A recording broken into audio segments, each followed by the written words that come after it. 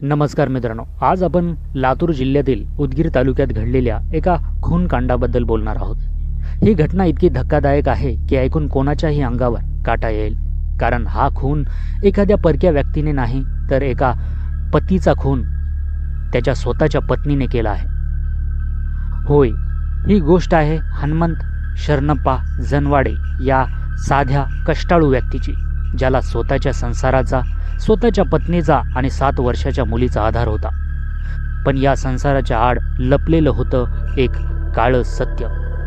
पत्नी पूजा हनुमंत जनवाडे हिचा परपुरुषाशी म्हणजेच सुनील उर्फ पिंटू पाटील यांच्याशी असलेला अनैतिक संबंध। साधे आयुष्य जगणाऱ्या हनुमंत यांना काही दिवसापासून पत्नीच्या वागण्यात बदल जाणवत होता। फोनवर गुप्त बोलणं, उशिरापर्यंत घराबाहेर राहणं, सतत पतीशी भांडण करणं, या सगळ्या गोष्टीमुळे हनुमंत यांना संशय यायला सुरुवात झाली। पण त्यांनी कधीही असा विचार केला नव्हता की हा संशय त्यांच्या जीवावर बेतणार आहे। पूजा आणि पिंटू यांच्या नात्यात हनुमंत हा एक अडथळा झाला होता। त्यांच्यासाठी एकत्र राहण्याचा एकच मार्ग उरला होता, तो म्हणजे हनुमंत यांना कायमचं संपवणं।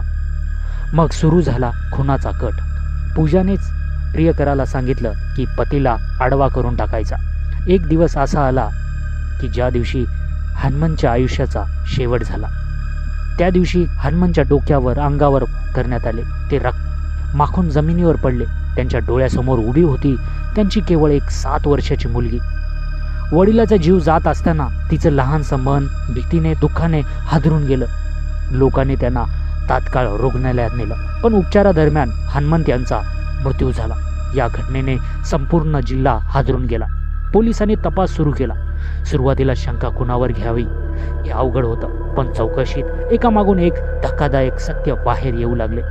संशय पत्नीवर गेला। जेव्हा पूजाला चौकशीसाठी बोलवण्यात आलं तेव्हा तिच्या उत्तरामध्ये विरोधाभास जाणवत होता। पोलिसांनी अधिक कडक चौकशी केली आणि शेवटी तिनेच कबूल केलं की हा संपूर्ण कट तिनेच रचला होता।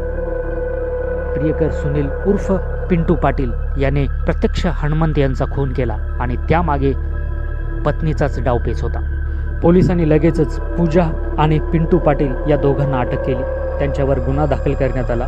भारतीय न्याय संहिता आणि रिलेव्हंट प्रोव्हिजन्स ॲक्ट नुसार त्यांच्यावर गुन्हा दाखल झाला। या गुन्ह्याला जन्मठेप किंवा अगदी मृत्यूदंडाचीही शिक्षा होऊ शकते। या घटनेतून बाहेर आलेला सर्वात मोठा प्रश्न म्हणजे आजकाल नाती कुठे चालली आहेत। पत्नीने प्रियकरासाठी पतीचा खून करणं, तेही लहान मुलीसमोर, हे समाजासाठी अतिशय चिंताजनक आहे।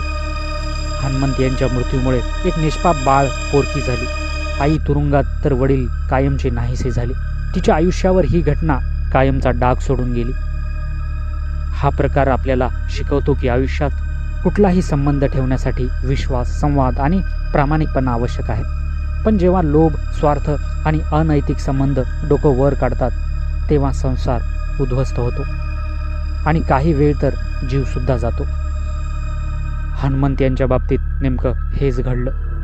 आज पूजा आणि सुनील पाटील हे तुरुंगात आहेत। कायद्याच्या न्यायालयात त्यांना शिक्षा होईलच, पण समाजाच्या न्यायालयात ते आधीच दोषी ठरले आहेत। लोक आजही विचारतात की एका क्षणिक सुखासाठी आणि अनैतिक नात्यासाठी एखाद्याने आपल्या संसाराचा, पतीचा आणि लहान मुलीच्या आयुष्याचा असा नाश का केला असेल?